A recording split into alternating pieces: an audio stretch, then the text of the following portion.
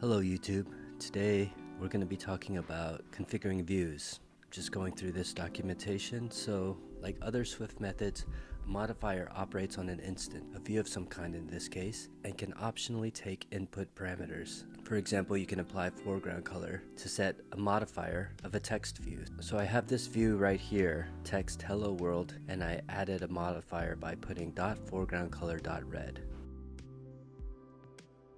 So you can chain modifiers to achieve complex effects. So you can do, for example, text and .frame and then .border, which is what they've done here.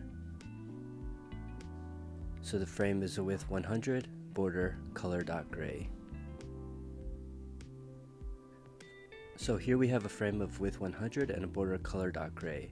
Now the order of the chained modifiers matters. So if you add the border before the frame, you'll get a different result.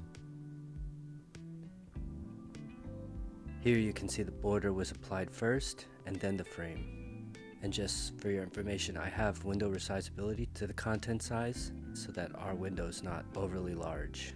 By specifying the frame modifier after the border modifier, SwiftUI applies the border only to the text view. SwiftUI applies the border only to the text view, which never makes more space than it needs to render its contents. Wrapping that view in an invisible one with a fixed 100 point width affects the layout of the composite view but has no effect on the border. You can apply a view modifier to any concrete view.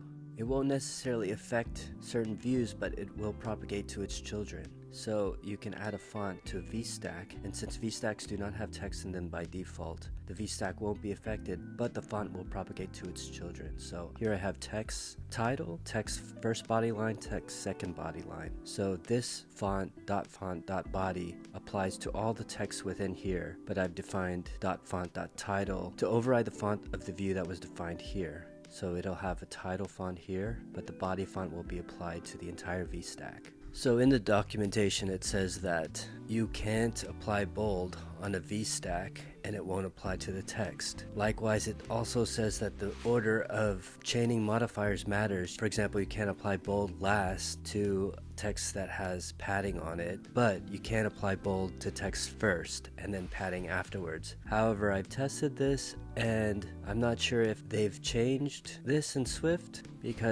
and just to make sure, I did italic because it's a little easier to see. I've applied italic to a VStack and it applied to the text within. And likewise, I've applied italic first and then padding second, and then I've applied padding and then italic second, and the italic applied both times. So I'm gonna ignore these use view specific modifiers right here, and if anybody knows if they've changed this within Swift, let me know in the comments below. But that's all you need to know about modifiers. You want to experiment with chaining, for example, and you want to just add different modifiers to different views, to text, to VStack, and just mess around with it. And you can find those modifiers within the documentation. Thanks for watching this video.